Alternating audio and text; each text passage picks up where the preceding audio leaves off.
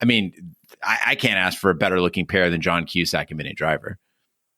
Yeah, I mean, I think you probably can. I mean, I don't know. Yes. Yes. Wow. Remember when we first met John McClane?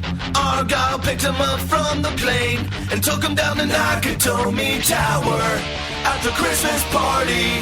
And the terrorists were overzealous, but it was sweet when they killed Ellis. And with a little help from Alan, John McClane kicked ass. Welcome back to Shat the Movies, the podcast where we answer the question, were the movies we loved when we were growing up really that good?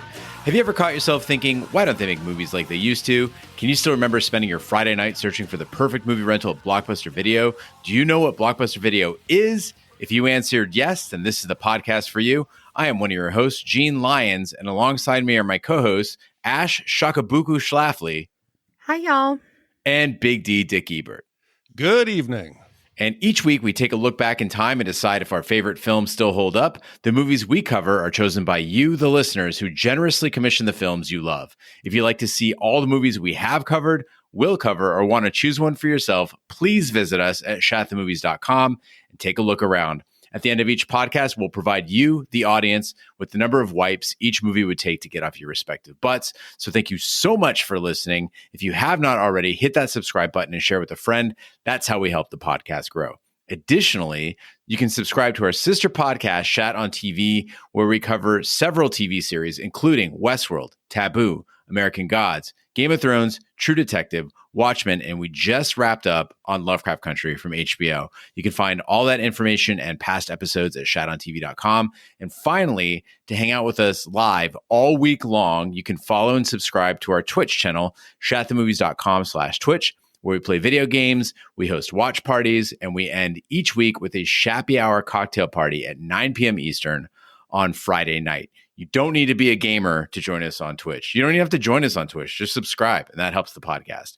All that being said, Big D, what movie are we reviewing today?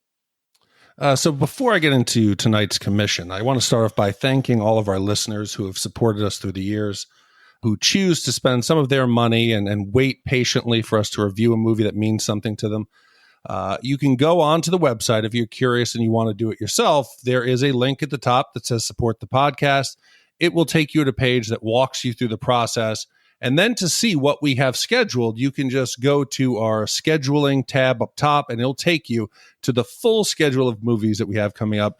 And even this week, some of our listeners added some amazing movies to the schedule.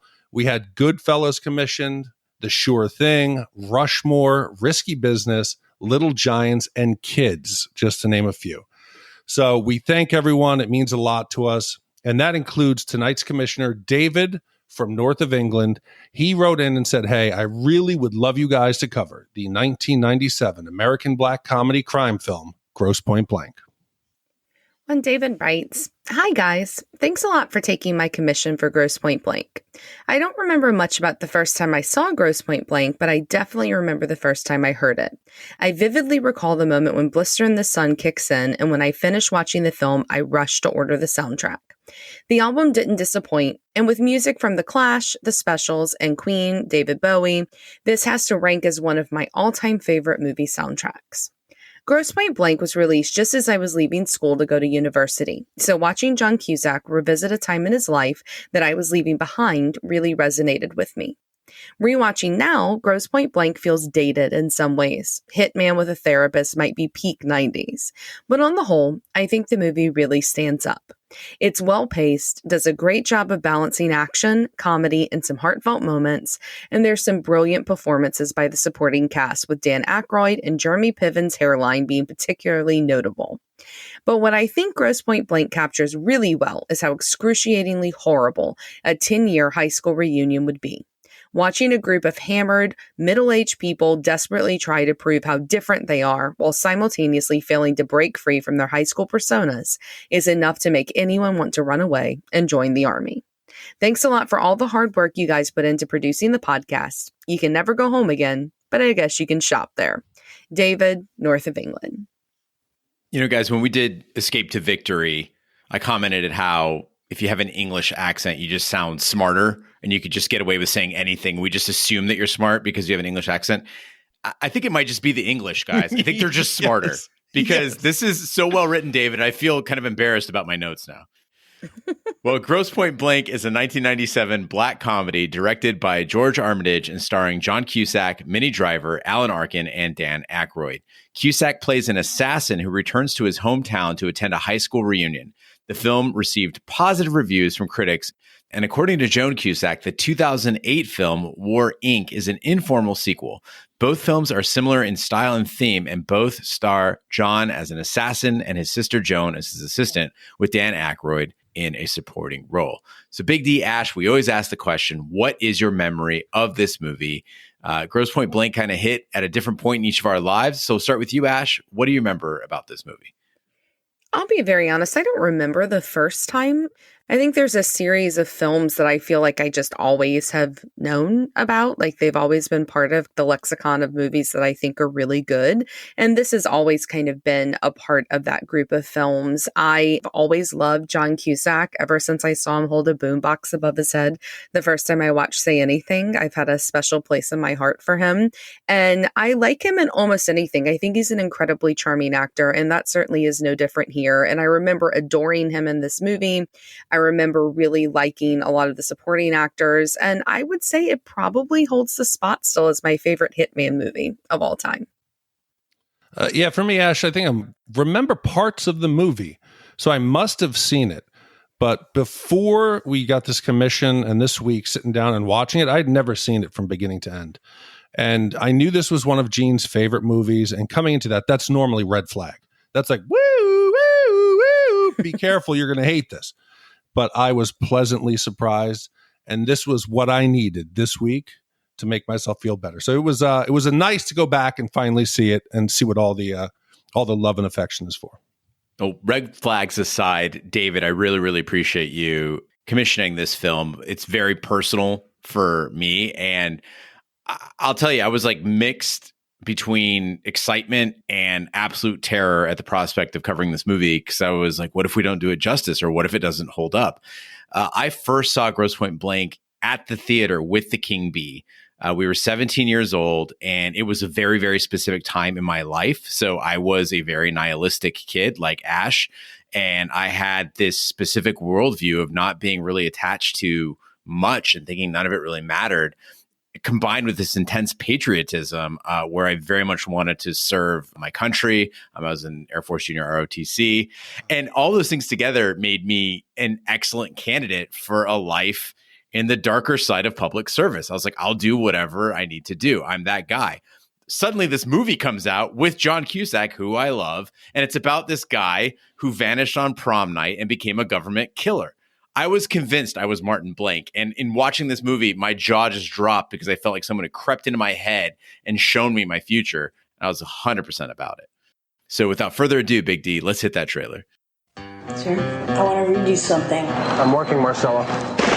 Dear Points High alumni, can you believe it's been 10 years since you left Grosse Point? Don't tease me, you know what I do for a living. I just honestly don't know what I have in common with those people anymore. And what am I going to say? Killed the president of Paraguay with a fork. How have you been? Go see some old friends. Have some punch. Visit with what's her name? Debbie. Don't kill anybody for a few days. See what it feels like. I'll give it a shot. No, don't give it a shot. Don't shoot anything. I'm a pet psychiatrist. I sell couch insurance. I lead a weekend men's group. We specialize in ritual killings. Hi, I'm Martin. You remember me? Oh, I know who you are. What'd I miss? What, since you stood me up on prom night and vanished without a word? Babe, I got you, babe. I'll come home. I got you, babe. Good, I'm putting together a little concern. You mean like a union? You in trouble? Just a moment.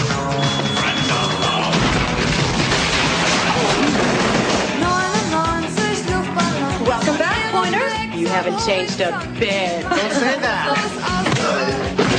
What do you do, Martin? Professional killer. Oh, good for you. It's a growth industry. Do you have to do postgraduate work for that, or can you jump right in? There's a contract out in your life, but I'm not going to do it. It's either because I'm in love with your daughter or I have a newfound respect for life. That punk is either in love with that guy's daughter or he has a newfound respect for life. Debbie, I'm in love with you. make this relationship work. It's not easy for me. I always control my emotions. I just need time to change. Why don't you just join the union? This union, is there going to be meetings? Of course! No meetings. I want you to think about this, and you don't have to answer it now. But Debbie, will you marry me?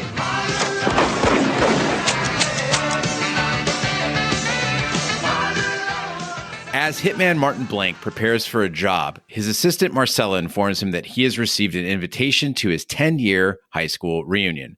While Martin is able to kill his intended target, a rival assassin named Grocer arrives and kills Martin's principal, effectively ruining the contract. After the job, Grocer approaches him apologetically about the incident, pointing out that the market for contractors is now flooded and mishaps like this will become commonplace without some organization. Martin's next job goes badly, and his clients demand that he kill a federal witness in his hometown of Grosse Point, Michigan, where his reunion is taking place. He's persuaded into going by his therapist, Dr. Oatman. So a lot of times I found, as we've done this podcast, we're going on 200 movies, I have become overly cynical. When a movie starts, I'm looking to pick it apart. I'm looking like, how is this not going to be what I remembered? How is this not going to meet the standards that people have for it as a classic? And Grosse Point Blank was a perfect palate cleanser for the last 2 weeks. Between Clerks and 16 Candles, there was just bad dialogue and bad false memories that had piled up. This movie starts out, I found myself smiling from ear to ear, happier than I'd been during the entire run of the previous two movies. So this is what I needed. Yeah, I mean, the script is fantastic. I mean, just the simple line where Cusack goes, I have scruples. Like, it's just such a strange way to speak, but it creates this whole world and this entire identity of his character so quickly in this movie. Like, within the first 10 minutes, you know who this guy is, you know the world that he's existing in, and you feel like this is the third film in a series where you've gotten to know him because you know what he's going to do and you understand all of his decisions. And I don't think we see many movies like that on this podcast.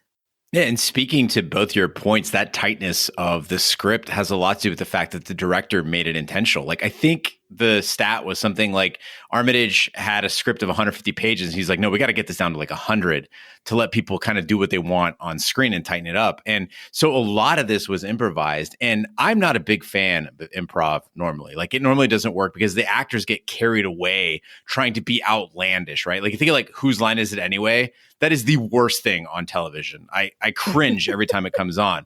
Here, the director wants less script and more improv, but chose a cast with John Cusack, Minnie Driver, Alan Arkin, Dan Aykroyd, Hank Azaria, who could actually improvise. And the funny part of improv isn't the outlandishness. It's human awkwardness, right? How weird we are about communicating and the quirks of characters. So when I think of the improv that I like, it's like Curb Your Enthusiasm, right?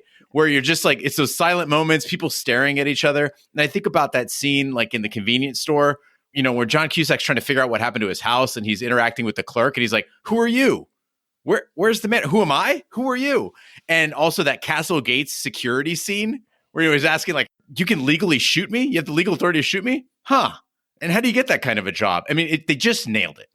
I mean, I find myself even smiling more with you talking about this.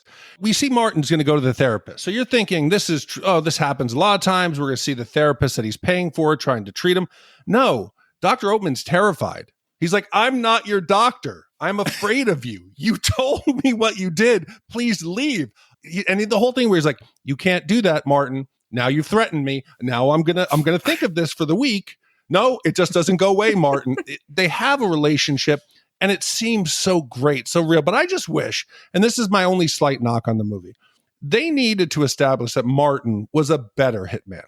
And I know we saw The Professional and Leon. He's a kick-ass hitman. He's disciplined. Martin's the opposite. He gets how many of his clients killed? He chooses these overly complicated ways to kill people, to fake a heart attack, slip something in his mouth. The Russians do this all the time. Just hit, some poison, touch a guy in the park. You didn't need to do it. He's crumbling up like the hit orders, throwing him in his car. I wish we saw that he was more deadly. It might have made the comedy a little bit later more effective. I just want Big D t-shirts now that say touch a guy in the park. with a picture of Big D in his military fatigues. Big D, it's a comedy. It's like True Lies, right? The action's supposed to add fun to the comedy, not scare you. I mean, none of it makes sense. All these professional hitmen, they're like dual wielding pistols, which makes no sense. He's dressing like a mortician. He's not keeping a low profile. And then when Dan Aykroyd and John Cusack kind of meet out in the open and they got the matching cars and they're both like touching their gun, like no professional hitman's going to meet another guy. They're talking about unionizing. There is a magic recipe to making a great action comedy. And I think Grosse Point Blank gets it.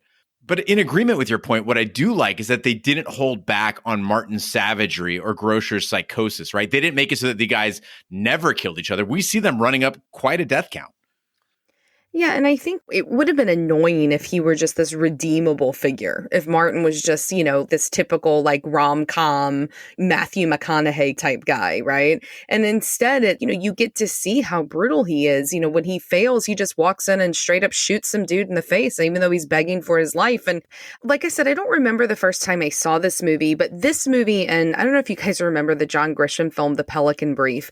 Those two films, they seriously contributed to my rational fear of staying in hotel rooms, because in The Pelican Brief, there's somebody that hides in the closet and then shoots the dude while he's watching TV. And I think it's the same thing with this idea that somebody can access you in this room, that they're not actually private. And I don't know if I've ever slept in a bed underneath an open vent, but if I do, this is just going to add to another phobia that I have, that I'm going to wake up with poison dripping in my mouth.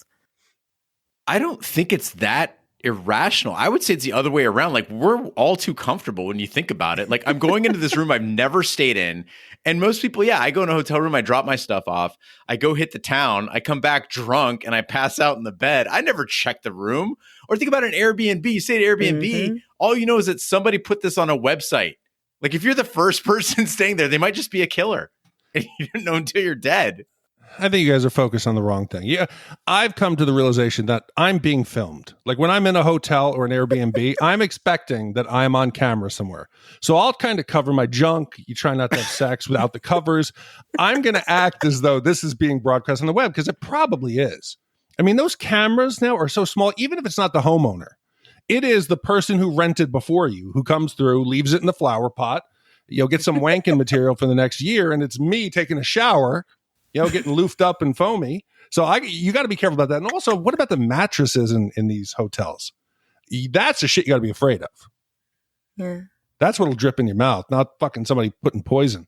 See, I just approach this problem differently though, Big D, is that I don't think anybody wants to see me naked. So I think it's fine. Like they're going to be like, skip, next. No, there is someone who wants to see everybody. There is somebody out there who wants Gene Lyons, like foot fetish porn of you, like just trimming your cuticles on your toes or shaving like the hairy knuckles on your fucking hands, that possibly. But to go back to the movie here, I mentioned that I'm cynical and I start to think like, oh, I've seen this before. I know what's going to happen. How much the secretary's pushing him to go back to this reunion, I'm like, okay, she's setting him up for something. What is it? And no, she's actually trying to make him go home to try to help him because she sees he's in a rut. And it just led me to question, I don't know why people stay in their hometowns where they grew up in. I think when you go back as an adult who's left the hometown that they grew up in, it seemed to you when you were a kid, it was so big. Oh, the big world, the roads, everything. When I go back now, it seems tiny. And my father is one of them. We grew up in the house that he grew up in. He still lives there. He has no desire to travel, no desire to go anywhere. I said, Dad, move down south. You're retired now with Mom. Get a house in North Carolina. They have no interest. And I don't know why people don't feel the desire to explore, to go out, to try something different. I think it's kind of beautiful. Like that idea of building these deep roots with other families where you've known that family for generations. And maybe more importantly, understanding the culture and the nuance of your community. I mean, I live in Arizona. Nobody in Arizona is from Arizona. And so nobody knows the history of the place. You could point to an apartment complex, a high school, a part of town, and people don't seem to have any memory of the area. And I think of my grandfather, I mean, he's from Kurdistan and he's buried in Scottsdale, like in some generic ass cemetery that has nothing to do with his memories of his childhood or his identity. So, Gene, tell me a good restaurant in Arizona, like a good local restaurant. A good local restaurant. The Cornish Pasty. Okay, so I've actually been there. I was there with Carrie Gross. So the Cornish Pasty, you might think that is the greatest restaurant ever. That is fantastic. But if you've never traveled anywhere else, you really don't know. You don't know that is the best Cornish pasties out there. So why wouldn't you want to at least go out, explore, then decide home is the best place? I think you're conflating the two things, though. I think people can live where they grew up and still do extensive traveling.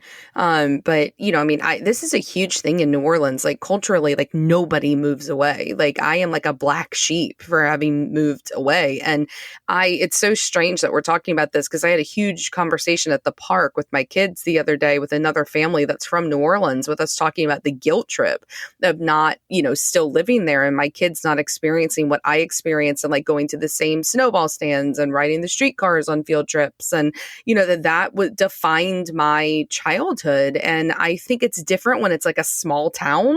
That I get why people don't want to stay, but, not leaving home. I think culturally there's a lot of places where that's still very much the case. And you get lots of guilt every holiday and sometimes just on a random Saturday when you've moved away because, you're not there. I mean, shit, if I was from New Orleans, I would never leave. Not to guilt trip you, Ash. In Grosse Point, Martin reconnects with his childhood friend Paul and his high school sweetheart, Debi Newberry, now a radio DJ, whom Martin had abandoned on prom night to enlist in the Army. He freely admits to his former classmates that he is a professional assassin, but everyone assumes he's joking. He also visits his mentally ill mother in a retirement home and his father's grave. Meanwhile, Martin's clients cancel their contract with Grocer, whom they originally hired before forcing Martin into it. Grocer, believing that Martin stole the contract, provides information to government agents on Martin's whereabouts in retaliation. So as we get into Grosse Point, which I am told actually is a very, very affluent suburb of Detroit. And so we should kind of know that going into these parts of the movie, that if any of this seems like a wonderland, it's because it's a very, very rich part of town. But this radio station where Debi works, it's fantastic. I miss college radio stations that just played great music from across the spectrum. In this movie, on this station, we have punk, we have post-punk, we have new wave, we have goth, we have some butt rock, and they even put ska in the mix. And yeah, we goof on ska now, but I drove around a whole year with only the specials in my tape deck. We also get that great Muzak version of Live and Let Die when John Cusack enters the convenience store. I think it's safe to say that Grosse Pointe Blank is the greatest movie soundtrack of all time. Yeah, I mean, it's good. I don't know if it's the best ever. I forgot how good it was. I'll give you that. I mean, it makes for an incredibly enjoyable movie viewing experience because the music throughout is so spot on. But I mean, it can't really touch like Train Spotting or Natural Born Killers or like The Crow. I mean, there's some great movie soundtracks out there that I don't know if this one's better than, but it's definitely up there. And if you've not seen this movie in a while, do yourself a favor and just listen to this film because the music it's pretty great. Again, how often do I bitch about music? All the fucking time that I'm like, come on, you don't have to force the nostalgia onto us. We get it. This movie is the complete opposite. Gene Lyons is a genius. He is correct. And I'm going to make the case right now on why this is my favorite soundtrack. And maybe we got to clarify this. The soundtrack is the CD that you go and buy that has the music from the movie. I think this movie has the best music. Maybe not all of it made it onto the disc, but it was so good, they put out a second disc. There's 2 soundtracks for this movie. Also, fun fact, Joe Strummer from The Clash did the music for the movie outside of the music in the movie. Now we go from something that was really great to something that isn't that great. And I know that Hollywood kind of sucks, that you are judged on your appearance. Minnie Driver, when she was trying to get Good Will Hunting, they said, you know what, you're really not hot enough for Skylar. You can't be Will's girlfriend. And in this movie, I see why. I think it's kind of understandable. She is attractive. She is cool, but she does have this giant head. I can't be the only one who notices it. When she comes on screen, I kept thinking of like Mardi Gras big head costumes. Am I the only one? You're looking at me like I'm a beast, like I'm an animal. She's got a giant face. Well, first of all, the producer who said she wasn't hot enough, I believe, was Harvey Weinstein. So that tells you something right there. But, I didn't think she was all that in Good Will Hunting, but I think she's beautiful in this movie. And a lot of it is some favorable lighting. Like, she's always cast in these beautiful, like, red hues. But beyond that, her attitude is perfect. I mean, she's quirky, but she's not crossing the line into manic pixie dream girl. She has an appropriately mature face. I think that she's perfectly cast for this role where I can't ask for a better looking pair than John Cusack and Minnie Driver. Yeah, I think you probably can. I don't know. I think that the term you're looking for there, Big D, is people call the face like that, like a horse face, because it's so long. And that's Hers is wide. Yeah, she's like long Quagmire too. Family Guy. Yeah, I don't know. I've never thought Minnie Driver was pretty. I really didn't think she was pretty in Good Will Hunting.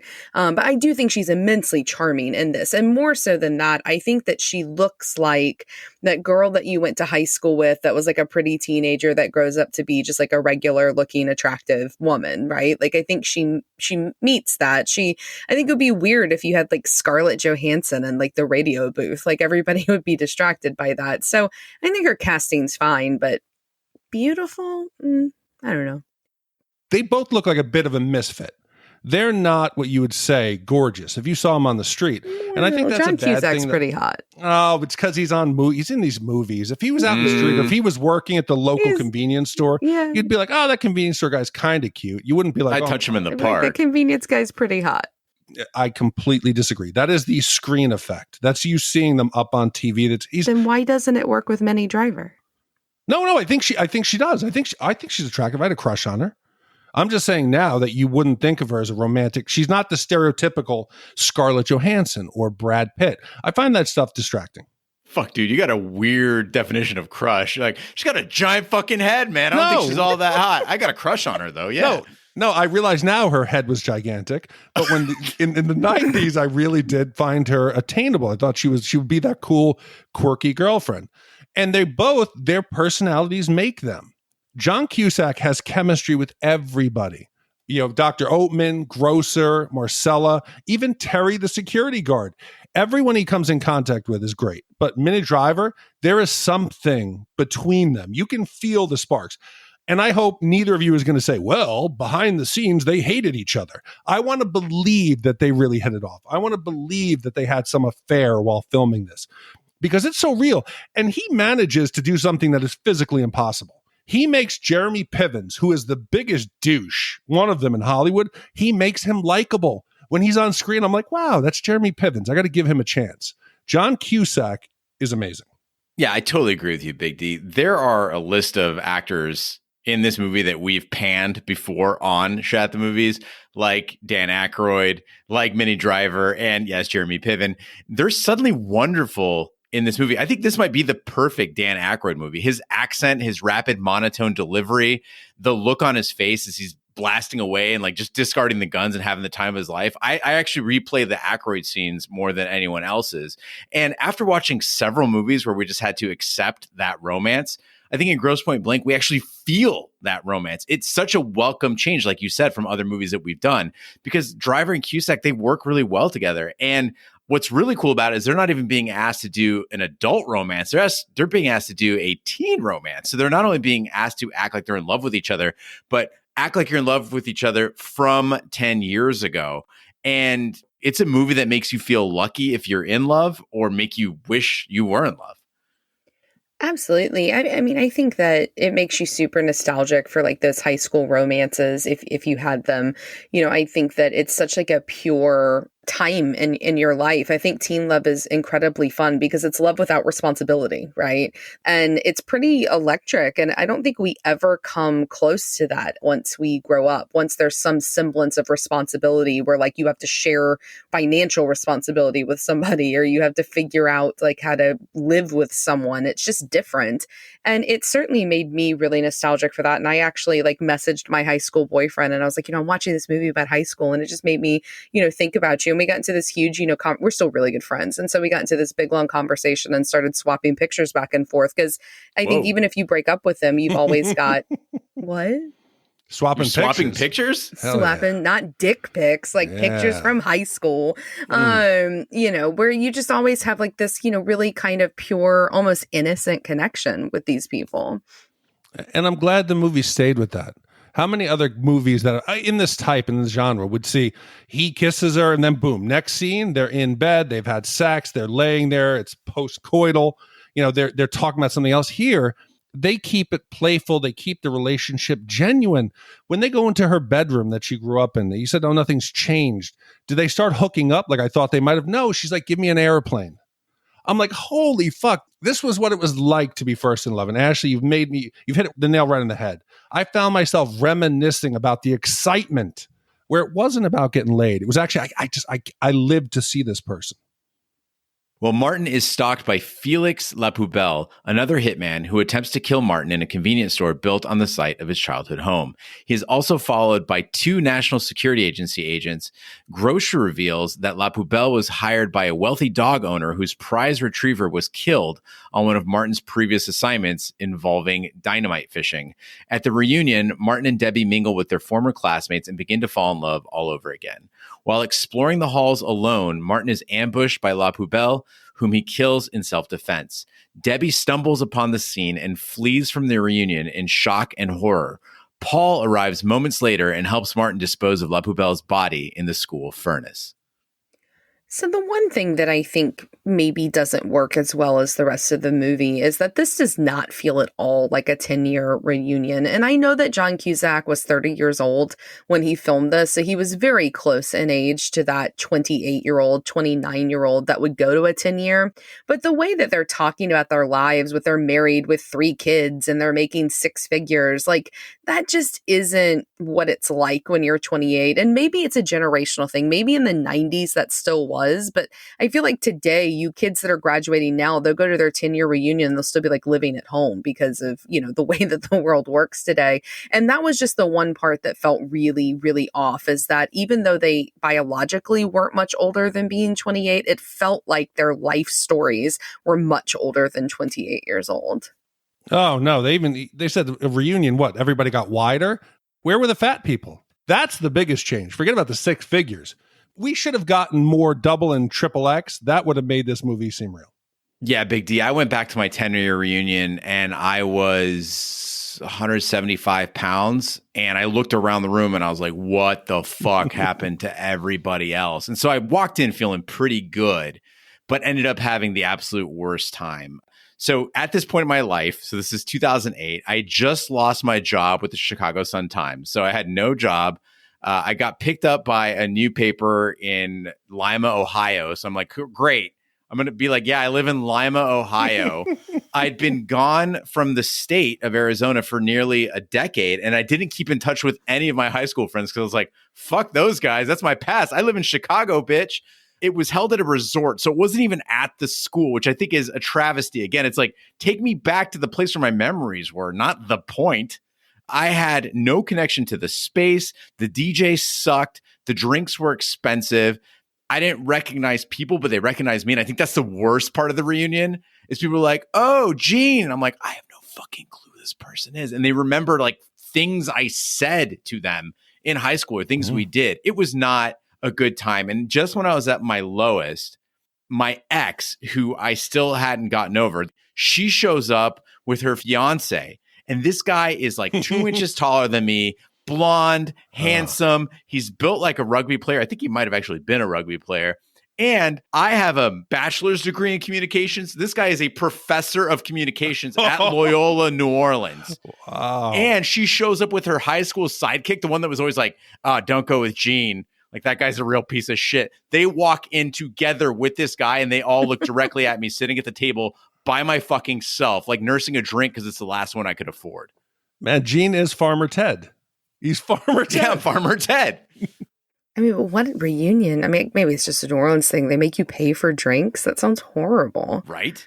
Like everything runs as an open bar. But you mentioned not keeping in touch with your high school friends. I am terrible at keeping in touch with any friends. Like I just really am not good at maintaining relationships with people who aren't in the same city with me that I don't see often. But I can say that my high school friends, when I do see them, it's like absolutely no time has passed. And so it makes total sense here why Jeremy Piven's character, even though he's not seen Martin in 10 years, he walks up, he sees the dude's killed a guy and he's like, okay, cool, I'm going to help you. Doesn't even ask any questions, just helps him, because I think I would definitely help my high school friends bury a body. I totally would, because I feel like even they know me better than even my own husband does, because they knew me before I became me. And so I always deal with this question of, is that like the me I am now? Is this the real me? Or is that always going to be the actual me before like I was, thought I was too cool for school?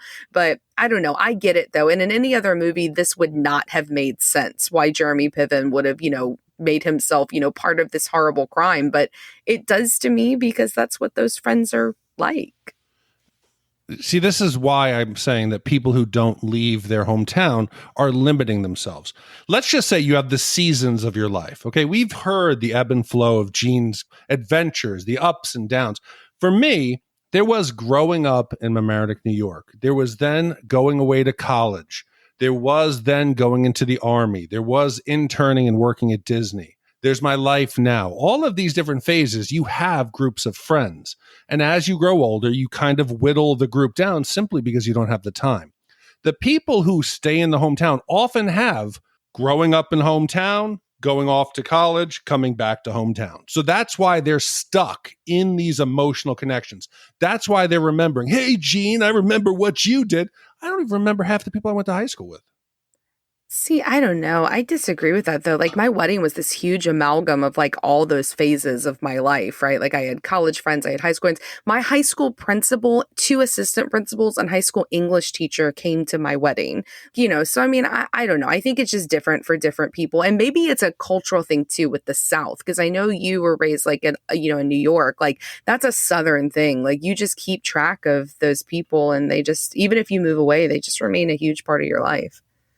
See, Ash, I'm on the opposite side of this, though, because I absolutely hate that friends can't grasp that I've grown up. They'll like try to make that joke that we made when we were 18. I'm like, yeah, dude, we were 18. Like, who gives a shit? And I'm much more interested in the now than the then. And yeah, King B and I have been friends since we were 15 years old. But we never really talk about the old days. I mean, he always talks about the 2 saddest words in the English language being remember when. When somebody starts off that, remember when we, and I'm like, who fucking cares? No, I keep thinking of like Glory Days. I keep hearing Springsteen in my head. It really is. It's, come on, get over it. Like, the movie completely and constantly surprises me. There's so many times I'm expecting it to do something and it completely goes the other way. And that is the sign of a good movie. We get now Martin's holding little baby Robbie. They're sitting down. He's having his awkward conversations. He's trying to avoid all of the people that are there except for Debbie. And he holds the baby. And I'm thinking, okay, where is this going to go? They're looking at each other's eyes. I'm like, oh, it's going to go slapstick. Robbie's going to puke on him. Is going to pee. It's going to be a giggle. It goes a completely 180 degrees. It is a beautiful scene. David Bowie starts playing. And they're staring at each other. And it is a moment of reflection where he starts to think about his life, and he's decided now he's going to make this change. It is so unlike a comedy to not throw in some poop and pee jokes and instead have a connection with a child and an adult. And later on, we see Martin encounters Bobby Beamer, whatever the fucking guy's name is, in the hallway.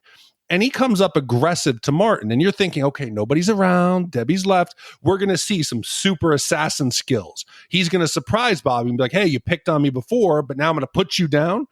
Instead, he basically says, there is no me and you. We don't exist. He ends up getting Bobby almost into tears reading poetry. That was not what I expected. Yeah, and this is a clinic on how to deal with a drunk bully. Like, I have lots of friends who get way too drunk and they get super mouthy, and it's always this awkward, like, how the fuck do you deal with this guy? He's firm, yet yielding with Bobby, and it works out really great. But the baby scene, man, I legit cry every time I watch this under pressure scene. You have this person who sees no value in life suddenly entranced by this baby, and it's perfectly shot. The angles are great. They spend just enough time on it. You know, that back and forth between the baby and Cusack, he's brilliant in this scene. And listen, guys, I've never liked babies. I didn't see the point, and I think they were cute. I never wanted to hold them. But something's like happened to me over the last year or so. And now I just get emotional even seeing a baby. I'm like, oh my God, look at that thing. The possibilities. They're completely untainted by the shit that we are. Look at them. Yeah. They're amazing.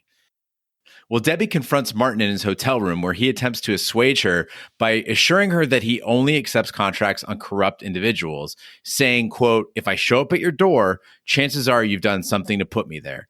She rejects his attempts at reconciliation and walks out.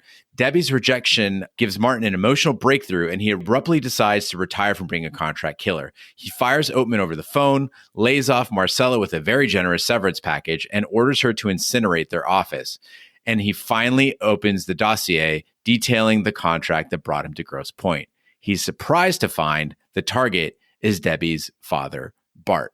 So when we see this part of the movie, guys, like it seems like Debi forgiving him after seeing him literally kill a guy is like, it's very far-fetched. But then you start thinking about the work that the movie put in earlier, right? So if Debi was just your run-of-the-mill main lady, as you said, Big D, just a normal, like, beautiful chick who, you know, is attracted to Martin because they had something in high school, this turn of events wouldn't work. Because why would you give a guy a chance when he literally tells you he enjoys killing and he says he started to like it, you know? And the film put in that work to show us that Debi's she's kind of different. She's truly in love with Martin, and she just might think it's okay to see the darkness in someone and embrace him for it. It reminds me, Ash, of your podcast, The No Need to Argue, where you said that Tom's darkness is what you love about him. And so this is very plausible. And it's because the characters are so open and honest. When she asks Martin, he's open. He tells the truth. He very rarely lies. He doesn't give the answer that you would expect him to give just to get later to hook back up. And there's moments of clarity and genuine connection. When Martin says, "I'm so sorry that I fucked up your life," there is a slow pause and she looks at him and says, "It's not over yet." Things like that to hit that emotional note in a movie where people are running around with guns shooting each other and they're rolling up dead bodies in a banner. Very, very rarely do you see that.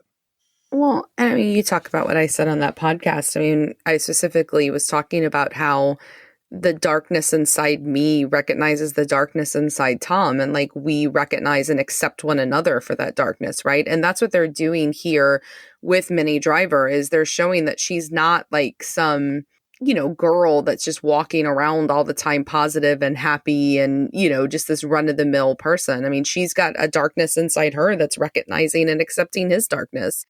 Well, and another woman that we've not mentioned at all yet, and she's absolutely amazing in this, is Joan Cusack, who plays Martin's assistant, Marcella. She is so fucking funny in this movie. I mean, you know that one image of her with the sledgehammer, you know, hitting the computers and then throwing them behind her? It's so good. And I know that she and John Cusack are brother and sister, but the chemistry that they have because of that, it's so charming. It works so well. It's so incredibly natural. And I just think she's one of the best things about this film. I love that we got to do 16 Candles and Grosse Pointe Blank back to back because we saw them in 16 Candles. You know, it's like watching them grow up and see what they became from these minor roles where he's playing Bryce, you know, the nerd, and she's the girl with the braces. And then you see them, you know, as adults just really showing what they can do. And I agree, Ash. I mean, she's fucking fantastic. Yeah. And, you know, Gene used to give us Krav Maga, his level 4 tips on how to survive, you know, encounters or late night assault. So I'm going to give you a little IT help here. Hitting the outside case of a computer with a hammer isn't going to do shit. Take some time, people. Pull out your hard drives, drill them, actually physically drill holes through them if you don't want to take them apart and actually take the discs out. Be safe, protect yourself, because that whole scene there, I very, very rarely do I laugh out loud. A lot of times I'm watching these movies late at night when Emma and Vanessa are asleep, when Marcella starts dancing around the office, like doing pirouettes and throwing gasoline everywhere, I actually laughed out loud. And it's smash cut in between, like him running around the house in a gunfight to her like la, la, la, la, throwing gasoline and ready to torch this place. So good. So good. Well, Grocer decides to kill Bart himself to impress Martin's client. Martin rescues Bart, driving him to the Newberry house and holing up inside. Grocer, his cohorts, and the NSA agents descend upon the house. During the siege, Martin admits to Debi that he left her on prom night to protect her from his homicidal urges. Having fallen in love with Debi again, he confesses that he recently developed a newfound respect for life. Martin methodically picks off Grocer's henchmen, and the NSA agents are gunned down by both Grocer and Martin. Martin then kills Grocer by smashing a TV over his head. He proposes to Debi, who is too stunned and despondent by the killing spree to respond. Debi's father quips, "You have my blessing." So I'm rarely surprised in films. Like I annoyingly predict what's going to happen. And this is a twist that I was not expecting. The fact that the hit is Debi's dad. I had actually forgotten this whole part of the plot. And so I was kind of like surprised all over again. And it's just another way that this movie works really well. It's such a fantastic non-forced method to bring all the characters together and force an ending in a way that isn't forced like it is in Clerks. The complaints that we had about that, about how everything you could see it coming a mile away, like we're pushing these people here. I think that this is just a beautiful way to twist the film and then get all the characters, including secondary ones, together so we have some sort of like denouement at the end. Also, if you're ever trying to get somebody's dad to like you, like saving his life is a pretty good way to do it. And really we good. established during Young Guns, and I'm a sucker for a shootout, and Grosse Point Blank does not disappoint in this department. And what's great about it is, yes, it doesn't have Emilio Estevez being tossed in a trunk out a window. It goes beyond just being an action scene because it includes the characters' personalities into their actions. Like Martin acts like it's a totally normal thing to explain his complicated feelings. He's literally killing people while saying, "I've developed a newfound respect for life." Grocer never stops having fun the entire time. He's still talking about the union. Debi, again, not to be coward, she's so empowered that she tells Martin, "Just show me how to make the gun shoot," right? Like she's ready to get in on it too. And I think that it's just such a great, fun shootout and a wonderful way to end a movie. I mean, let's think about this. How do you manage to weave the comedy, the action, the emotion-filled dialogue in a way that doesn't detract or make the other ones look ridiculous? There's so many movies that try it but fail. I'm like, how do you manage to get these two kind of bumbling hitmen? They're running around the house, unloading clips, just shooting everything through the doors. How do you get that to be mixed with Martin walking around the house and having an epiphany? He really comes to a realization that there's more to life. He's recounting the time in the Gulf when he sat there on the dune watching the ocean burn. And he's discovering, he's having a therapy session. He didn't need Dr. Oatman. He's having that in the house while killing people, trying to save Debi and running through the house. It is so bang, bang, bang, bang, bang, and every note hits. Well, and we talked at the very beginning about the script and how strong it was. And I think this movie ends with a really beautiful line and a really beautiful concept, which is this idea of it's not about forgive and forget, that sometimes you have to leave forgiveness behind and just accept, and that acceptance is, you know, where you go. And like, I'm not really into mantras, but like, I can't think of a better mantra for life when dealing with people who've wronged you. Is it's not about forgiving them. It's just accepting people from where they are. And it doesn't matter if they apologize or not. It's just you accept so you can move on. And I think it's really beautiful. And for a comedy to end with such a nice, wrapped up, beautiful message, I mean, that, again, it just doesn't happen often. And that's what makes this one of the best dark comedies probably that I've ever seen. Well, on that note, it is time to give our wipe scores for Grosse Point Blank. Again, the Shat meter is a score of 0 to 5 wipes, 0 being a perfect movie. It is a beautiful, happy baby just sitting in your lap while David Bowie and Queen are playing in the background. And 5 wipes is having to stab Felix to death in the hallway with a pen. Ash, we'll start with you. What is your score for Grosse Point Blank?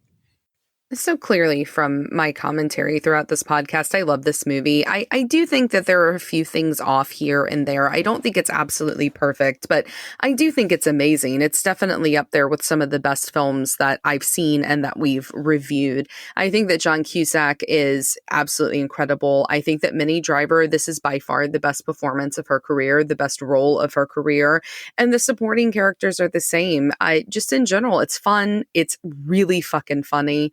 It moves fast. It's a good time. And because of all that, I give it 0.5 wipes. All right, that's half a wipe from Ash. Big D, we'll go to you for your score for Grosse Point Blank. This puts me in a really strange place. Because a lot of times I find myself being the defender of the Shat score and being like, oh, is this movie, does this hold up to something like Pulp Fiction or something like Raiders of the Lost Ark that are truly iconic films? But I cannot deny the plot is fun. It keeps moving. Everyone, every single actor in this film has chemistry. There's memorable lines. Even a throwaway like the guy at the convenience store when the bomb goes off and he says, you okay? No, I'm not all right. I'm hurt and I'm pissed and I got to find a new job. And he stumbles off. I'm like, holy shit, these lines are going even to insignificant throwaway characters. The movie is nostalgic. I really, other than maybe feeling like the mother relationship was a bit forced, everything else to me is nearly perfect for a dark comedy. And I found myself thinking, do I go zero? Do I go zero? But I have to pull the Derek Jeter Hall of Fame. I got to be that one dickhead voter who doesn't go zero out of principle. But this is so fucking close. This is fun. I want to watch it again. It does everything right. It makes you remember what it was like to be a kid, but it doesn't insult you when you're an adult. It works both ways. And for me, it is a 0.25 wipe movie, surprisingly. Gene, you finally got one right. Good job, buddy. Thanks. And thank both of you for being kind to this movie. You know, it's personal for me. So, and David, thank you for commissioning it. I will admit that I'm biased before I even give this score. So people are going to be like, that's fucking biased. Yes, it is. Each of us has a handful of books, a handful of songs, like a handful of films that we know the universe made just for us. And they unlock your heart. They bring you joy. They make you feel understood. And I know that this movie isn't for everybody. And I know that other people will see flaws in it, but that is what this movie is for me. It's a gift to me from the universe. And I think every spirit this movie tries to capture, whether it be excitement or laughs or drama or heartache, it captures perfectly. I still can't believe something this perfect exists. And more importantly, I'm shocked that it still holds up 23 years later, that something that I enjoyed as a 17-year-old, I still enjoy as a 40-year-old. That's absolutely incredible. So with our combined wipe scores of 0 wipes from me, half a wipe from Ash, and a quarter wipe from Big D, that gives us a Shat score average of 0.25 wipes for Grosse Point Blank. And I know we're going to get some heat for this, and trust me, it feels strange for me to say where this is ranking, but I can't deny for what it is. It's really good, really good. This is now with a 0.25 wipe. This is now tied in the 5 spot with Jurassic Park and Wayne's World. If Wayne's World can be up there with like The Cable Guy, The Big Lebowski, I mean, it is why you watch movies. And we say, did it hold up? And Gene, you hit it right on the head. It was as good watching it as a teenager who was in that time or as an adult now. So send the hate mail, but before you do, actually just go out and watch it because you might be surprised. All right, so that is our incredibly just yet biased score for Grosse Point Blank. Big D, I believe we have a voicemail this week. We do. One of our listeners decided to call in and talk about penises. Mm-hmm. So let's let her take the mic. Hey, Shatheads. It's RC with a comment on your congenial Clerks episode today. Ashley, girl, saying you could go in a dark room of 10 dicks, and let's call it a dick room, and pick a dick of one guy that's familiar without touching any other body parts? Not likely. A dick is a dick is a dick. How they use it varies spectacularly, but just one squeeze or thrust, it's not a smoking gun. Otherwise, love you, and thank you guys all for being you guys. I can't wait for you to do my commissioned movie, Tequila Sunrise, which I've had about 3 tonight, and I've got to pee. That was a very interesting use of otherwise. It's like, listen, you're really bragging about knowing dicks in the dark. Otherwise, love you. And let me make very clear, the dick in the dark and the dick room that you mentioned here in this scenario is my husband's dick, the only dick that I've been with for almost a decade, and it's a very particular dick. And I still say, I mean, not that I think he would participate in any sort of dick room scenario where I could actually get to test this out, but I stand by the fact that I could still pick it out. I really do. But I do. It's very. I mean, it's very big. And so it just is not like most dicks that you're going to come across. And like, unless you go out and you find a bunch of like, I guess like honking cocks, like maybe, but like, I think I'd be able to figure it out. No, see, we can go get some big dicks, but I think the only way you would know it was Tom is if it was misshapen. Let's say he had not misshapen. Okay, so it's not misshapen, but he has this little vein on the side that I'm telling you, I'd figure it out. I think it's been so long since you've had other dicks that you don't remember what it was like. If I want, can I see a picture of Tom's dick? Can we send it, please? Well, according to you, I am just still traumatized from all the dicks flying at my face where I eat my food and I kiss my children. That it's such a traumatic thing seeing all these dicks that I can't forget them. No, it's only traumatic if you don't want the dick coming at you. The question was, if you want it coming at you, like, listen. A vagina looks like a face hugger sometimes when you're up real close. We're not talking it's a beautiful thing. But when you like the person and you want that face hugger, you dive into it. Okay. And did I miss when I was talking that you asked for me to send you a dick pic of my husband's dick? Yeah, I would like to see it. I would like to see it. I mean, don't I think ask a mold. I think a dick mold, and then we could try it with other molds. Okay, here's what we do. Each of us makes a mold, and we send them all to Big D, and then he can. Yes, and then he's got to know he's got to guess who's this who. I'm going to look for that pulsating vein that Ashley loves. It doesn't pulsate. It doesn't pulsate, but it tilts a little to the left, and well, see, but that's the thing, we didn't talk about that. Are they hard dicks or soft dicks? Because I do think that I mean, if they were flaccid dicks, I would never be able to tell for sure if they were flaccid. But if they're standing at attention dicks, then yes, I think I'd be able to tell. The question was, could you feel it while having sex? How can you have sex with a flaccid dick? We're talking. That wasn't the question. The question was if I go in and I feel them. Like your hand. You're doing like a stroking. I interpret it as a hand. She's not going to go fuck 10 dudes.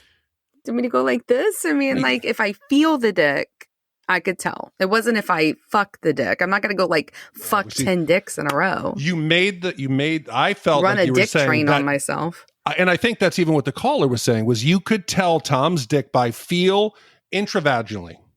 I think Ash and I are just different kinds of detectives. We don't feel the need to put ourselves listen, penetrative sex is very personal, Big D.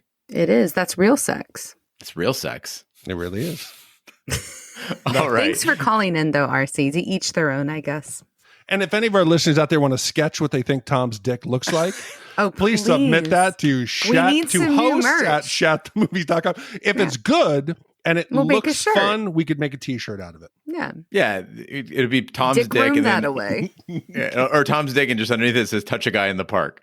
Or it could be my face and Tom's dick is coming at me and I'm looking terrified. You're like, no! Not just the bury angry your head in a vein. pillow. No! Well, on that note, Big D, what's our next movie? Next week, one of our listeners, Eric J., is commissioning a reality-based crime drama set in Minnesota in 1987. Jerry Lundgaard is a car salesman in Minnesota who has gotten himself into debt and is so desperate for money that he hires 2 thugs to kidnap his own wife. Jerry will collect the ransom from her wealthy father, paying the 2 thugs a small portion and keeping the rest to satisfy his debts. The scheme collapses when the thugs shoot a state trooper. Commissioned by Eric J. It was released in 1996. And I have good memories of this film. It's another dark comedy. And I just never stayed awake for the whole thing, so I'm very excited about this. Oh, it's so I just find myself thinking about those pictures of Tom's dick that are going to come flying in.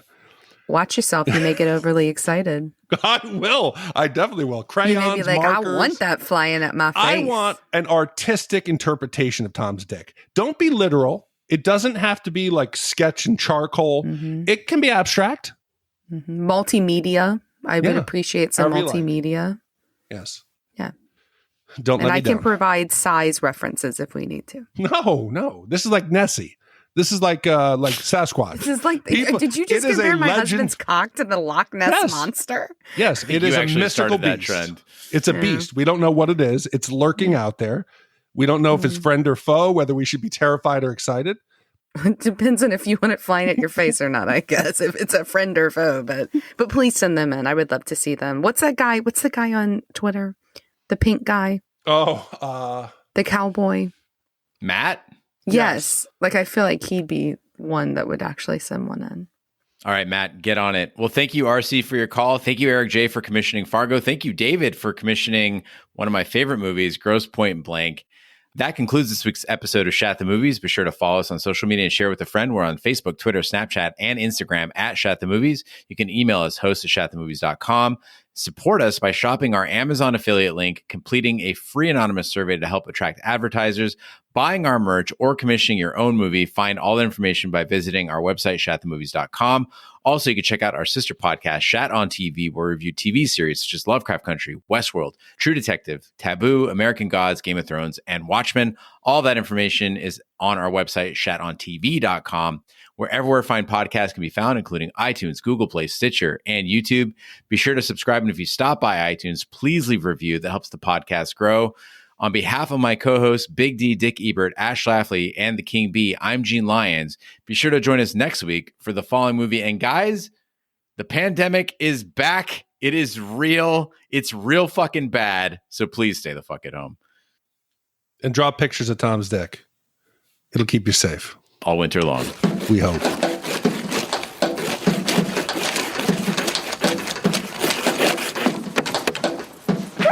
I'm Jerry Lindegaard. You got the car? You bet. Brand new burnt umber Sierra. You want your own wife kidnapped? Her dad, he's real well off. So why don't you just ask him for the money? See, these are personal matters. Personal matters? Wait, it's Jerry. I don't know what to do. It's my wife. We gotta talk. It's something, oh, geez. It's terrible.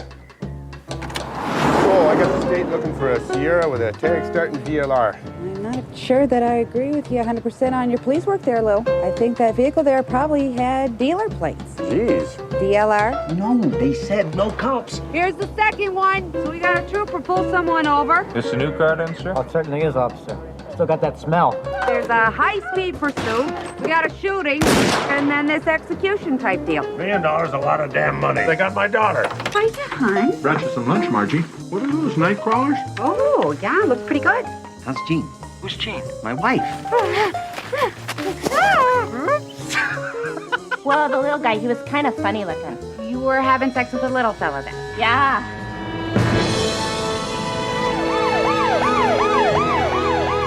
Mr. Lundegaard, mind if I sit down? Carrying quite a load here. Where's Jerry? Got your damn money. Now where's my daughter?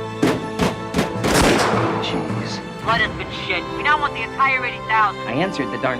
I'm cooperating here. You have no call to get snippy with me. I'm just doing my job here. What do you fellas got yourself mixed up in? Police! So, is there anything else you can tell me about him? He wasn't circumcised. Oh, yeah?